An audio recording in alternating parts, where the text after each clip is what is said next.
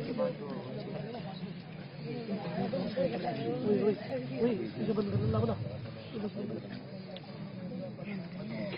لله رب العالمين والصلاة والسلام على سيدنا المرسلين وعلى آله وأصحابه أجمعين. فأعوذ بالله من الشيطان الرجيم. بسم الله الرحمن الرحيم. فذكر فإن الذكرى تنفع المؤمنين. صدق الله العظيم. میرے عزیز دوستو، اسٹیج پر تشریف فرما اساتذہ کرام، خصوصاً میرے استاذوں کے برابر حافظ سعید احمد صاحب، مدثر ذلہ العالی، مولانا محمد علی صاحب، مولانا اطہر صاحب، مولانا شاہد صاحب، مولانا شمشاد صاحب، مولانا بلال صاحب، مولانا نور محمد صاحب اور دیگر رفقاء کرام، دوست احباب کے درمیان بیٹھ کر پرانی یادیں تازہ ہو جاتی ہیں اور ایک گزرا ہوا زمانہ آنکھوں کے سامنے ہوتا ہے جو یقیناً بہت عجیب ہوتا ہے. ہر آدمی کی کچھ یادیں ہوتی ہیں اور اس کے کچھ گزرے ہوئے زمانے کے منظر ہوتے ہیں اور ملے جلے حالات ہوتے ہیں. تو جب وہ سالوں کے بعد وہ نقشہ سامنے آتا ہے تو وہ کیفیات تازہ ہو جاتی ہے اور ایک جذباتی جو ہے عکاسی ہوتی ہے. تو ہم اس مدرسے کے طالب علم بھی ہیں الحمدللہ، اور اس پر ہمیں بڑا فخر ہے کہ ہم جامعہ عربیہ یاد الاسلام ہرسولی کے طلباء میں ہمارا شمار ہے. ہمیں اس پر فخر ہے اور ہر طالب علم کو اس پر فخر ہونا چاہیے. یہ فخر کی چیز کہ جس طالب علم کو، جس بچے کو اس مدرسے میں طالب علمی کا شرف حاصل ہو گیا، جنہوں نے اس مدرسے میں اساتذہ کے سامنے زانو میں تلمس طے کیا، وہ قابل مبارکباد ہے. اس لیے کہ یہ عمومی مدرسہ نہیں ہے، یہ درسگاہ کوئی عام درسگاہ نہیں ہے بلکہ خصوصی درسگاہ ہے. اور یہاں کے در و دیوار میں ایک خصوصیت ہے، اور جس طرح اس کے در و دیوار میں خصوصیت ہے، یہاں کی تعلیمات میں بھی خصوصیت ہے. اس خصوصیت کی وجہ ہمارے اکابرین اور اس مدرسے کے سرپرستان اور مرحومین جو اس دنیا سے جا چکے، ان کی روحانی آہیں اور ان کی شب بیداری، شب گزاری اور فکر دین کے لیے کڑھن اور مدرسے کے لیے ان کی قربانی، وہ ان کے اثرات ہیں جو اب تک ہمیں مرتب ہوتے نظر آ رہے ہیں. تو مجھے مبارکباد دینی تھی آپ سبھی حضرات کو، اور ہمارے اسٹیج پر تشریف فرما میرے جو ساتھی ہیں جو اسی مدرسے کے طالب علم ہیں، وہ آج الحمدللہ اسی مدرسے کے استاد ہیں. تو یقیناً ایک بڑی بات ہوتی ہے اور یہ ایک بڑی عجیب چیز ہوتی ہے. اللہ تعالیٰ ہر طالب علم کو یہ موقع نصیب فرمائے. بہرحال مجھے کہنا یہ تھا کہ یہ جلسہ جو چل رہا ہے آپ کا، اور آپ بڑے پرسکون انداز میں بیٹھے ہوئے ہیں، متوجہ ہیں، ایک بھی نہیں سو رہا ہے.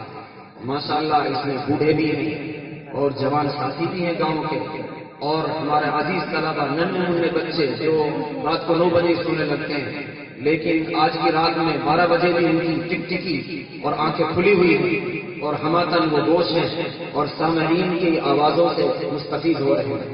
اس لیے کہ آپ کا یہ نظام جو چل رہا ہے یہ ایسا نہیں جو ہے جس میں کوئی کیفیات نہ ہو، جس میں جذبات نہ ہو، جس میں جوش نہ ہو. تقریر کر رہا ہے مقرر تو اس میں بھی جوش اور جذبہ نظر آ رہا ہے. اگر کوئی نعت خواں ہے تو اس میں بھی جوش اور جذبہ نظر آ رہا ہے. اگر کوئی بچہ گنگنا رہا ہے تو اس کے الفاظ میں بھی ایک مضامین کا سمندر ابھرتا ہوا نظر آ رہا ہے. ظاہر بات ہے یہ سب چیزیں ہم کو متوجہ کرنے والی. تو میں ایک بات کو اپنے طلبہ عزیز سے کہوں گا، اور ایک بات میں اپنے گاؤں کے ساتھیوں سے کہوں گا، اور ایک بات میں گویا کہ اپنے آپ سے کہوں گا. عزیز طلبہ کیونکہ یہاں زیادہ سامعین ہیں اور یہ موقع شاید پھر ملے نہ ملے. ہم اس مدرسے میں طالب علمی کے لیے آئے ہیں، علم حاصل کرنے کے لیے.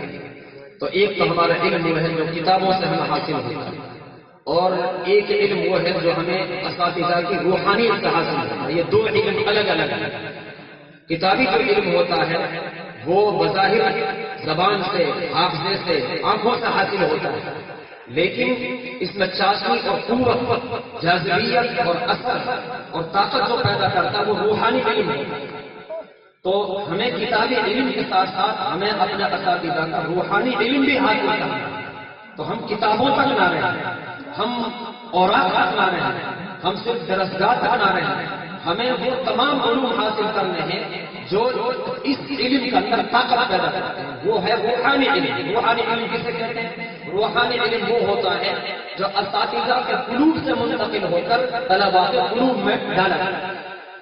یہ زبان سے منتقل ہو رہا وہ علم، تکرار سے منتقل ہو رہا وہ علم، استاد کے درس سے، اس کی تدریس سے، اس کے اسباب سے ہمارے ذہنوں میں، حافظوں میں وہ منتقل ہو رہا ہے۔ ایک علم وہ ہے جو بغیر زبان کے، بغیر آواز کے، بغیر آنکھوں کے وہ علم ہمارے قلوب کے اندر منتقل ہوتا ہے۔ وہ علم کون سا ہے؟ وہ علم روحانی۔ وہ علم روحانی کیسا کیا ہوتا ہے؟ وہ علم روحانی ہوتا ہے دلوں میں اساتذہ کی عظمت، ان کے احترام، جب وہ احترام اور وہ عظمت ہمارے دلوں میں پیدا ہو جاتی ہے، ہمارے قلوب اس کیفیت سے منور ہو جاتے ہیں، ہمارے چاہے بغیر، ہماری کوشش کے بغیر، ہماری محنت کے بغیر ایٹومیٹک اساتذہ کی طرف سے ہمارا قلوب میں علم منتقل ہے۔ تو یہ وہ الگ علم ہے۔ تو یہ جو علم ہے ظاہری کسبی علم جسے کہتے ہیں، اس کی طاقت اور قوت اس کے اندر پیدا کرنے کے لیے روحانی علم کی یقینی طور سے ضرورت ہے۔ تو ہم اس کا ہم ضرور خیال کریں۔ بس میں اشارہ کر رہا ہوں۔ دوسری بات، اب علم دو طرح کا، ایک درس اور تدریس کا حاصل ہوتا ہے۔ ایک وہ جو علم آپ بچوں کی تقاریر سے ہم دیکھ رہے ہیں، میں اپنے طلبہ عزیز سے گزارش کروں گا جو تقریر کرتے ہیں، تقریر کی مشق کرتے ہیں، اس کے اندر اس چیز کا خیال رکھا جائے کہ تقریر کرتے وقت ہماری آواز اتنی بھیانک نہ ہو، ہماری آواز میں اتنی کڑک نہ ہو کہ سامعین کی توجہ بجائے مضامین کے آواز کی طرف چلی جائے، کہ وہ بجائے مضمون کے ہماری آوازوں پر غور کر رہے ہیں۔ ایسا انداز نہ ہو جس کی وجہ سے اصل مضمون غائب ہو جائے اور سامعین اس کی ہاتھوں کی حرکات و سکنات کو دیکھنے لگے، اس کے زبان کے اتار و چڑھاؤ پر غور کرنے لگے اور اس سے محسوس ہونے لگے جو مضمون وہ بیان کر رہا ہے اس سے یکساں سامعین کا جو ہے دل اور اس کے ان کے جو ہے سماعت ان کی غافل ہو گیا۔ ایسا نہیں ہونا چاہیے۔ تو ہمیں ایسا انداز اختیار کرنا ہے کہ سامعین کی پوری توجہ اس مضمون پر۔ ایک بات۔ دوسری بات یہ ہے کہ جو بھی ہم تقریر یاد کریں استاد سے ہم اس تقریر کو لیں، استاد کو کتاب لے کر جا کر دکھائیں کہ آپ مجھے تقریر دے دیجیے، کون سی تقریر میں یاد کریں، مجھے کون سی تقریر یاد کرنی چاہیے۔ اپنی مرضی سے کوئی ہم تقریر منتخب نہ کریں، سمجھ والی بات، اپنی مرضی سے اپنی چاہت سے خود سوچ کر کوئی تقریر ہم منتخب نہ کریں، بلکہ استاد کی خدمت میں جا کر کتاب لے جا کر یہ عرض کریں کہ حضرت مجھے آپ اس میں سے جو مناسب سمجھے تقریر دیں۔ اس کے بعد کا ہم ضرور خیال رکھیں۔ تیسری بات یہ ذہن میں رکھیں کہ جو تقریر عام طور سے کتابوں میں ہوتی ہیں، جو تقریر کی کتابیں چھپی ہوئی ہیں، ان میں تقاریر کا منفی پہلو زیادہ غالب ہوتا ہے اور ایسی تقریریں زیادہ ہوتی ہیں جس میں جوش اور جذبہ غالب ہوتا ہے، اور ایسی تقریر کیونکہ لوگ زیادہ اس سے متاثر ہوتے ہیں، عام طور سے مقرر ایسی لکھتا ہے۔ لہذا ہمیں چاہیے کہ منفی پہلو کے بجائے مثبت پہلو کی تقریر اختیار کریں۔ اس کی وجہ یہ ہوتی ہے کہ جو عام طور سے منفی پہلو کی تقریر ہوتی ہے جس میں جوش و جذبہ زیادہ ہوتا ہے، جس میں تنقید زیادہ ہوتی ہے، کسی کو جواب دینے کا اثر اس میں زیادہ ہوتے ہیں، کسی کو جھنجھوڑنا ہوتا ہے، وہ عام طور سے مخصوص تقریر ہوتی ہے اور مخصوص لوگوں کے لیے ہوتی ہے، مخصوص موقعوں کے لیے ہوتی ہے۔ تو ہم ایسی تقریریں یاد کریں جو عمومی ہوئی، ہر وقت ہر زمانے میں ہر آدمی کو فائدہ ہے۔ مثلا ہم تقریر یاد کریں نماز کی اہمیت، نماز کی اہمیت کیا ہے، نماز کی عظمت کیا ہے، نماز نہ پڑھنے پر کیا کیا وعیدیں ہیں، ہم ایسی تقریر کے انتخاب کریں۔ نمبر 2، سلام سے کیا فائدہ ہے، سلام کی شریعت میں کیا حیثیت ہے، سلام کرنے کے طریقے کیا ہیں، اس موضوع پر تقریر کیا ہے۔ داڑھی کی شریعت میں کیا حیثیت ہے، داڑھی رکھنے کے فائدے کیا ہیں، داڑھی رکھنا کیوں ضروری ہے، داڑھی کی شریعت میں کیا حیثیت ہے۔ ایسے مضامین پر زکوٰۃ کی اہمیت کیا ہے، زکوٰۃ ادا کرنے سے کیا فوائد حاصل ہوتے ہیں، زکوٰۃ ادا دینے پر کیا وعید ہے، رمضان المبارک کیا ہے۔ اسی طریقے سے سود کیسی بیماری ہے، اس سے ہم کیسے چھٹکارا پا سکتے ہیں؟ ایک مسلمان پر دوسرے مسلمان پر کیا حق ہے، اخلاص سے نیت کیا ہے؟ میں ایک مثال دے رہا ہوں، ہم ایسے مضمونوں پر تیار کریں، جب بھی آپ کہیں کھڑے ہوں گے تو کوئی سا مضمون آپ اٹھائیں گے، ہر سننے والوں کو وہ مضمون آئے جائے گا۔ اگر آپ کوئی بھی تقریر کریں گے جو جزوی تقریر، مثلا علماء دیوبند کا کردار کیا ہے، مدارس قیام، دہشت گردی کیا ہے، اگر ہم ایسا مثال کا طور سے تو اگر ہم ایسے مضامین پر تقریر کریں گے اکثر، تو یہ مضامین عام طور سے خاص اوقات کے لیے اور خاص موقعوں کے لیے ہر سننے والا اس سے مستفید بھی نہیں ہے۔ تو ہم ایسے مضمون کا انتخاب کریں جو ایسا مضمون ہو جس سے ہر آدمی ہر وقت میں جو ہے محفوظ ہو اور اس سے وہ اپنی اصلاح کرے، کیونکہ ان کا مقصد اصلاح ہوتا ہے اور اصلاح تبھی ہوتی ہے جب اصلاحی تقریر یاد کی جائے۔ یہ بات ذہن میں رہے گی، میری بات آپ نوٹ کرتے ہیں۔ اگلی بات یہ کہ جب ہمارے کم سے کم 10 یا 15 20 تقریر یاد ہو جائے سال میں، ظاہر بات ان کا اوسط لگاتے ہیں اساتذہ کرام، اس بچے نے کتنی تقریر یاد کی؟ مثلا آپ نے نماز کے موضوع پر 5 تقریر یاد کی، 3 تقریر آپ نے نماز کے موضوع پر یاد کی، سیرت کے موضوع پر آپ نے 5 تقریریں یاد کی، اصلاح معاشرے کے موضوع پر آپ نے 4 تقریریں یاد کی۔ تو ان 4 تقریروں کو اب آپ نے جو رٹ لی ہے، آپ ایک تقریر ایسی کیجیے جو بغیر رٹی ہوئی، مثلا نماز کی 5 تقریر آپ کے پاس ہے تو ایک تقریر چھٹی آپ ایسی کریں جو آپ نے رٹی نہ ہو، اور وہ تقریر انہی 5 تقریروں میں سے نکلی ہوئی، اور آپ ہر تقریر کا مطالعہ کر کے ایسی تقریر کریں جو ان سب کا احاطہ کرے اور ان سب کو اپنے اندر سے لے۔ اب ایسی تقریر یاد کریں، اس کے لیے ضروری ہے کہ ہمارے پاس خارجی مطالعہ ہونا چاہیے۔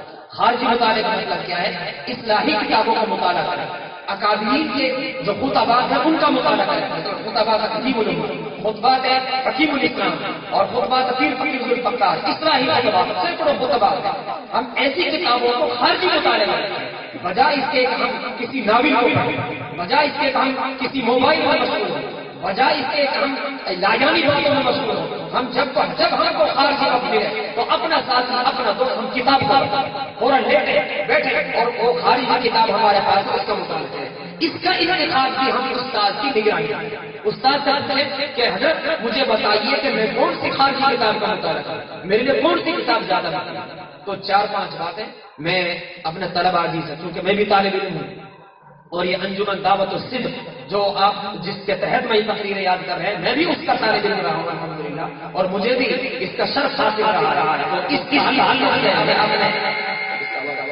اپنے تجربات آپ کو تقسیم کرتا ہوں۔ تو اساتذہ ماشاءاللہ آپ کا توجہ دلا کرتے ہی انشاءاللہ آپ اس کا ضرور خیال رکھیں۔ اگلی بات، ہم 2 طرح کا طلباء ہیں، ایک تو وہ ہے جو کتابیں پڑھتے ہیں درسیات سے جن کا تعلق ہے، دوسرے وہ ہیں جو درجہ حفظ میں پڑھتے ہیں۔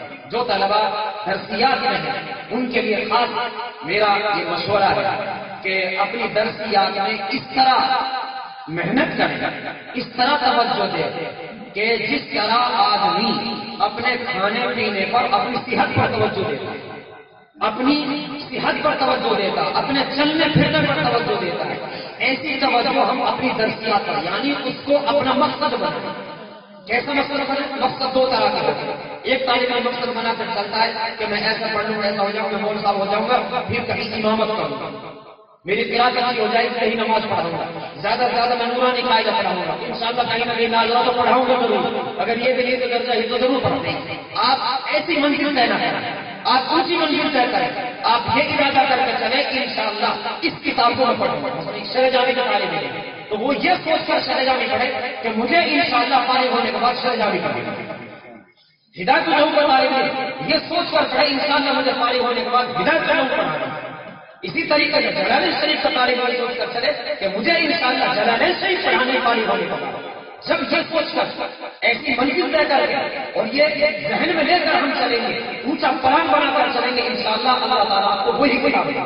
وہی کتاب آپ ڈر رہے ہیں اس کتاب سے، میں کیسے پڑھا؟ نہیں، جب آپ نے یہ سوچ کر اس کتاب کو پڑھا ہے کہ مجھے یہ پڑھانی ہے تو یقینی بات ہے آپ محنت اس میں ایسی کریں۔ مجھے مرشد الامت حضرت مولانا مفتی مہربان علیہ رحمہ کا مجھے ایک مقولہ یاد آ رہا ہے، وہ بارہا سنایا کرتے ہیں، جو آدمی جو بچہ یہ سمجھ کر پڑھتا ہے کہ جب بھی وہ قاعدے پڑھے، جب بھی مجھے تو نورانی قاعدہ پڑھنا ہے تو اللہ اس کو صلاحیت نورانی قاعدے کی دے گا، بس اس سے آگے نہیں۔ اور جو طالب علم یہ سوچ کر پڑھتا میں انشاءاللہ بخاری پڑھوں گا، بخاری مجھے پڑھانی ہے، تو اللہ تعالیٰ ایٹومیٹک اس کو صلاحیت بھی بخاری والے کا جو سوچ کر چلتا ہے پھر بھی مجھے تو کھیت میں کام ہی کرنا ہے، پھر بھی مجھے تو ڈنگر ہی چلانے، تو اس کو اللہ تعالیٰ صلاحیت ڈنگر چلانے کی، یہ بات ذہن میں رکھنا ہے، کیونکہ جو پلان اس نے طے کیا، جو منزل اس نے طے کی، جو نشان اس نے لگایا ہے، اس نشان کے اعتبار سے اللہ تعالیٰ کی طرف سے اس کے لیے علم کا فیصلہ ہے۔ تو ہماری منزل کمزور نہیں ہونی چاہیے، ہمارا مقصود نیچے نہیں ہونا چاہیے، ہمارا مقصود بلند اور بالا ہونا چاہیے۔ ظاہر بات ہے آپ اس کو جانتے ہیں کہ اس کے لیے محنت بھی بڑی درکار ہے۔ نمبر 1 مطالعہ بہت توجہ کے ساتھ کریں، مطالعہ بہت توجہ کے ساتھ کریں، کوئی بھی کتاب بغیر مطالعے کے نہ پڑھیں۔ عام طور سے ایسا ہوتا ہے آج کل کہ تکرار میں تو بہت توجہ دی جاتی ہے، تکرار کا بڑا اہتمام کیا جاتا ہے، تکرار کے لیے جماعتیں بنائی جاتی ہیں، تکرار کے لیے نمبر بنائے جاتے ہیں، آج تکرار یہ کرائے گا، کل وہ کرائے گا، اور تکرار ہوا کہ نہیں ہوا، اور یہ کہتے ہیں کیوں نہیں تکرار کر رہے ہو، آپس میں طلبہ کہتے ہیں، اس پر بہت اہمیت دی جاتی ہے، لیکن جو اگلا سبق پڑھنا کل اس کے مطالعے کی ذرہ برابر کی اہمیت نہیں ہوتی، اس کا بہت نقصان ہوتا ہے۔ میں یہ سمجھتا ہوں کہ تکرار مستحب ہے مطالعے کے مقابلے میں، مطالعہ فرض عین ہے اور تکرار مستحب ہے اس کے مقابلے۔ اگر آپ نے فرض عین پر عمل کر لیا تکرار آپ کا بہت آسان ہے، اگر آپ نے تکرار نہیں بھی کیا تو آپ کا مسئلہ حل ہو جائے گا۔ جب آپ نے مطالعہ گہرا کیا ہے، عبارت دیکھ کے گئے، آپ نے حاشیہ بھی دیکھا، پھر اس کے ساتھ ساتھ استاد کی تقریر بھی آپ نے توجہ سے سنی ہے، میں سمجھتا ہوں شاید آپ کو تکرار بھی کرنا پڑے، اس لیے کہ استاد کے سارے بتائے ہوئے مضامین آپ کے ذہن میں بیٹھ گئے، کیوں؟ کچھ تو مطالعے کا حاصل ہوا، جو کثر رہ گئی تھی وہ استاد کے سبق پڑھانے سے حاصل ہو گیا، اور کچھ بعد میں جو آپ نے مضامین دوبارہ دماغ میں وہ ان کا دور کیا ہے اس سے بیٹھ گئے۔ تکرار سے انکار نہیں، نہ میں اس سے منع کرا نہیں، تکرار ہونا چاہیے، لیکن مطالعہ ضرور ہونا چاہیے۔ جب کتاب کا سبق کا مطالعہ نہیں ہوگا، سبق پڑھاتے وقت وہ سبق آدھا سمجھ پاتا آدھا نہیں، آپ پھر استاد کی تقریر سمجھ جائیں گے، لیکن عبارت آپ کی حل نہیں ہوگی، اور اصل کتاب کا اندر عبارت کا حل ہے، اصل استاد کی تقریر بھی نہیں ہے، اصل مضامین بھی نہیں ہے، اصل اختلاف بھی نہیں ہے، اصل ہے کتاب کے اندر عبارت کا حل ہے۔ عبارت استاد کے درس سے حاصل نہیں ہوگی، عبارت آپ کے تکرار سے حل نہیں ہوگی، عبارت تو مطالعہ کیوں تکرار کرانے والا سب حل کر سکتا ہے، جو سارے سن رہے ہیں تکرار سے ان کی کیسے حل ہوگا؟ تو ہمیں چاہیے کہ ہم مطالعہ کا ضرور کریں گے انشاءاللہ۔ دوسری بات، جو بھی مطالعہ کریں اس میں نحو اور صرف کا ضرور خیال رکھیں، صرف کتنا کم سے کم استعمال کون سا ہوگا، بس باب کون سا ہے، سیوا کون سا ہے، اس سے آگے کی ضرورت نہیں ہے، اس پہ یہ آرات کیوں آئی ہے، بس نحو صرف کا مسئلہ حل ہو جاتا ہے۔ جب آپ اس انداز سے اسباب پڑھیں گے انشاءاللہ آپ بھی استعداد اور باصلاحیت مولوی بن کر تیار ہوں گے انشاءاللہ۔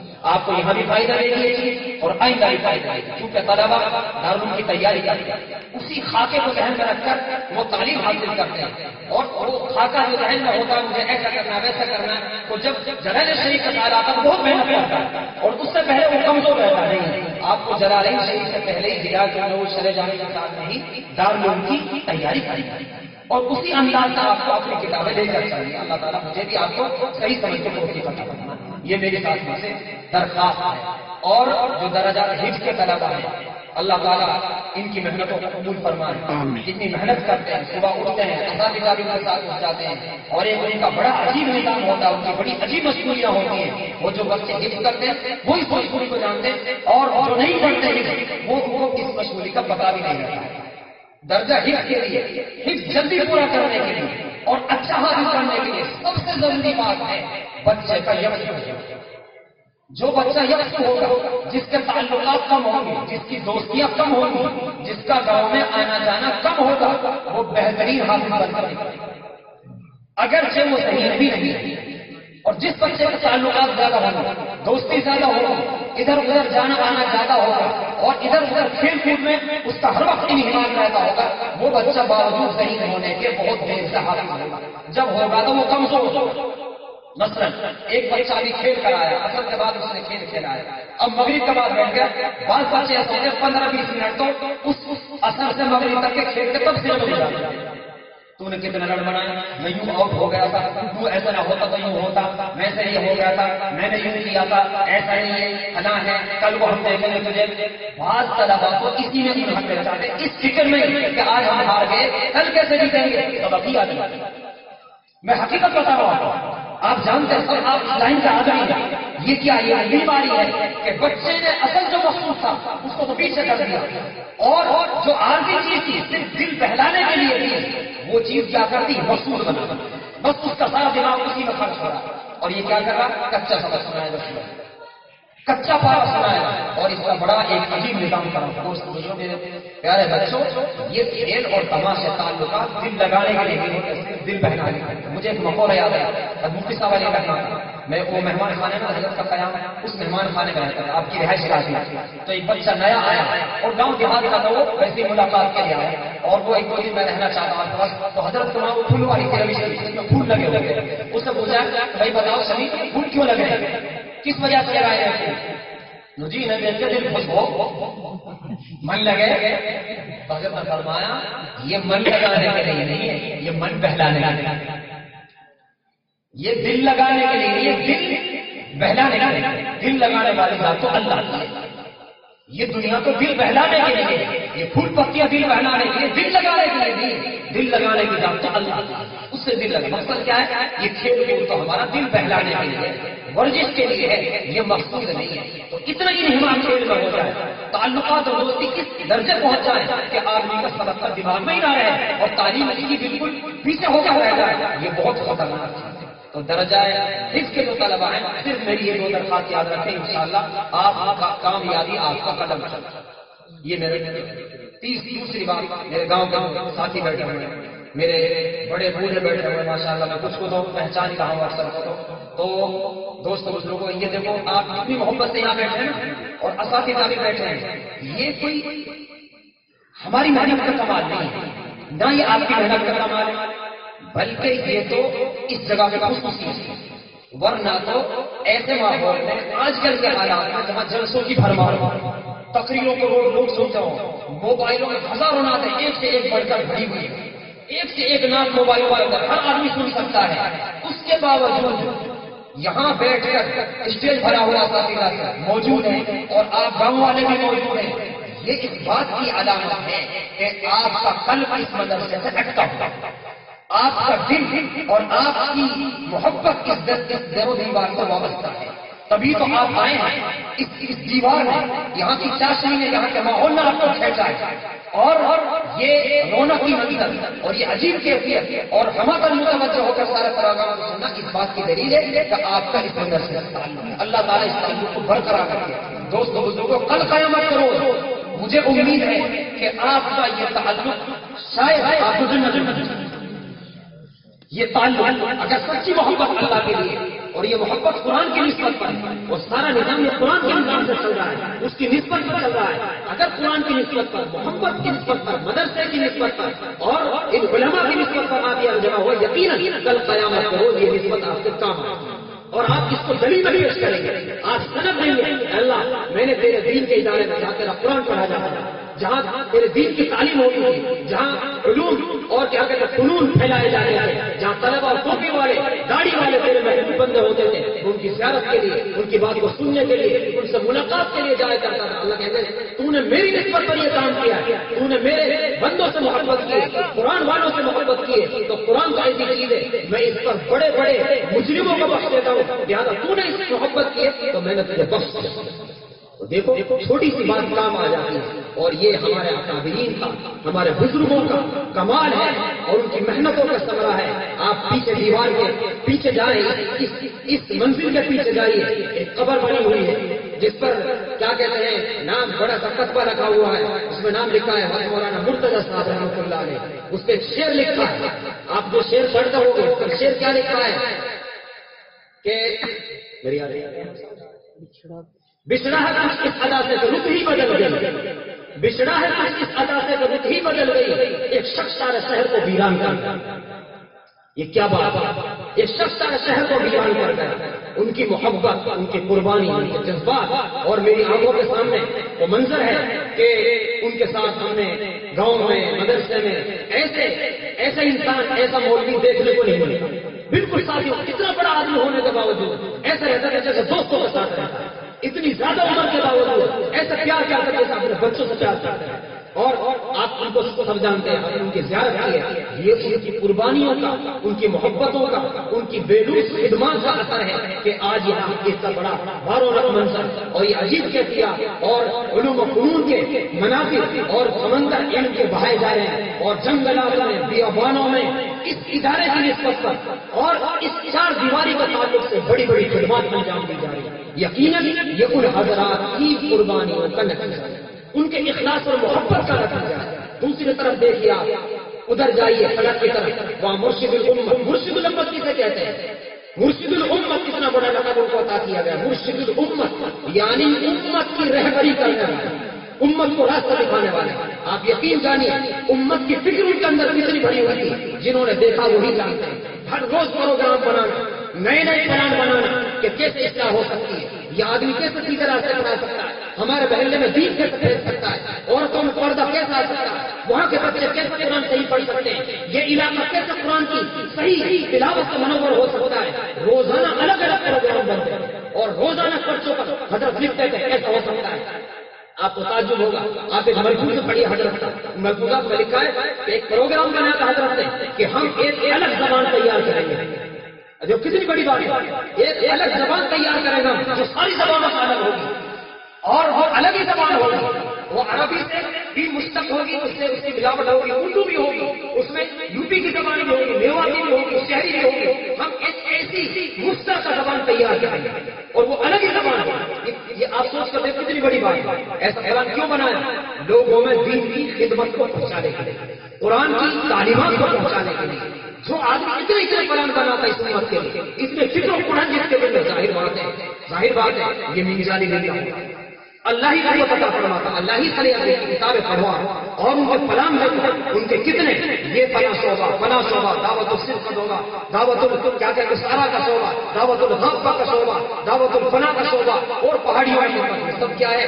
اس 4 دیواری میں رہنے والے ان اکابرین کی کیا کہتے ہیں محنتوں کا ثمرہ ہے, اور ان کی کیا کہتے ہیں شب بیداری کا اور شب گزاری کا اور ان کے اخلاص کا ثمرہ ہے کہ آج الحمدللہ آپ کا گاؤں پوری دنیا میں روشن ہو, اس کے ثمرات رابطہ ہو رہے ہیں. یورپ, امریکہ, افریقہ تک آپ کی کتابیں جا رہی ہیں.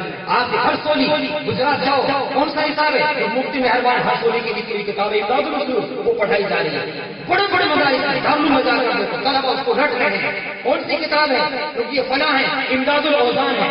اوزان کہاں سے کہ نجاست خفیفہ کتنی وزنی ہوتی ہے, ماشا کتنا ہوتا ہے, تولا کتنا ہوتا ہے, یہ امداد الاوزان کہاں کی ہے؟ اس کی ہے.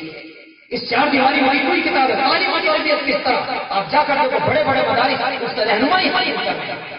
آپ دیکھو راہ تربیت جو حضرت کے مشورے سے اور حضرت کے حکم سے ہمارے موجودہ مومن استاد اساتذہ حضرت الاستاذ مولانا علی احمد صاحب مبذل العالی نے لکھی ہے, اور اتنے مدارس میں جا کر دیکھو اس کو نصاب میں داخل کر دیا. آپ کو پتہ نہیں ہے, یقینی بات ہے جو آدمی اس لائن سے واقف ہے وہ تو اس کی اہمیت کو کوئی نہیں جانتا, آپ کو پتہ نہیں. اللہ کا شکر ادا کیا تو موٹی موٹی مثالیں دی اور سینکڑوں ایسی مثالیں ہو سکتی ہیں. یہ سب یقیناً ان بزرگوں کی خدمات کا نتیجہ ہے. ہم ان بزرگوں کو یاد کریں, ان کی قربانیوں کا ثمرہ ہے. اور یہ بات ذہن میں رکھیں, ہر زمانہ ایک سا نہیں ہوتا, زمانے تبدیل ہوتے رہتے ہیں. حالات کے ساتھ ساتھ لوگوں کے اعمال بھی بدلتے ہیں اور لوگوں کی ذہنیت بھی تبدیل ہوتی ہے. عمروں کے ساتھ لوگوں کی کیفیت بدلتی ہے. آج بات ایسا ہو جاتا ہے کہ یوں کہتا ہے بھائی فلاں بات تو ایسا ہے, اس زمانے میں ایسی بات تھی, وہ بہت اچھا ٹائم تھا, اب وہ چیز نہیں رہی. اور یوں ہوتا تھا دوستوں, ایسا کبھی اب ہم یوں کہتے ہیں اللہ کا رسول زندہ ہوتا تو یوں ہوتا, وہ چلے گئے نہیں. ظاہر بات ہے وہ اللہ کے رسول, ان کا مقام عالی تھا, وہ نبی ہے. ابو بکر صدیق رضی اللہ تعالیٰ کا زمانہ ہے تو وہ بات نہیں تھی جو نبی کے زمانے میں. حضرت بکر صدیق جس زمانے میں تھے, عمر فاروق کا زمانہ ہے, وہ بات نہیں تھی جو حضرت بکر صدیق کے زمانے میں. حضرت عثمان کا زمانہ ہے, وہ بات نہیں تھی جو حضرت عمر کا زمانے میں. ظاہر بات ہے جب زمانہ حالات بدلتے ہیں, لوگوں کی کیفیت بدلتے ہیں. اللہ کے رسول نے فرمایا خیر القرون قرنی ثم الذین یلونہم ثم الذین یلونہم, سب سے بہترین زمانہ میرا ہے, اور جو اس سے زمانہ زمین کا بدلے. ظاہر بات ہے زمانے کے ساتھ ساتھ حالات بدلتے ہیں. کبھی یہ زبان پر نہیں جانا چاہیے کہ اگر یوں ہوتا تو یوں ہو جاتا, اب یوں نہیں ہے تو اس وجہ سے یوں نہیں ہے, اب یوں نہیں رہا. یہ سب غلط ہے. یہ شیطانی ہوتے ہیں، جیسے حالات ہوتے ہیں، جیسے انسان ہوتے ہیں، انہی کے اعتبار سے کیا کہتے ہیں لوگوں کی خدمات میں ہوتی ہے۔ مدارس کا نظام بھی اسی انداز سے چل رہا ہے۔ بزرگوں کا ایک مقولہ ہے، حضرت مولانا غالب صاحب نے اپنی کتابوں میں لکھا ہے، وہ فرماتے ہیں کہ لوگ بزرگوں کی آخری زندگی کو دیکھتے ہیں، ان کی ابتدائی زندگی کو نہیں دیکھتے۔ جو قربانیوں کا زمانہ ہوتا ہے اس پر کبھی غور نہیں کرتے، اور جو فتوحات کا زمانہ ہوتا ہے اس کو دیکھ کر بدزن ہوتے ہیں۔ مور صاحب کیسے کھاٹ واٹ میں ڈھونڈ رہا بھائی، یہ تو بڑے بہترین لباس پہن رہا ہے بھائی، اس کی سواری سے بات تو اے مولانا کے پاس تو دیکھو مردے کھاٹ رہا ہے، اور بھائی اس کی موٹر سائیکل بھی ہے، اس کے پاس تو یوں بھی ہے، ایک عالیشان خبر اور یوں لگ رہا ہے۔ آپ کو اس کی ابتدائی زندگی کا بھی علم ہے؟ آپ اس کے بچپن کو بھی جانتے ہیں کیا آپ اس کے طالب علم کا زمانہ بھی آپ کو یاد ہے؟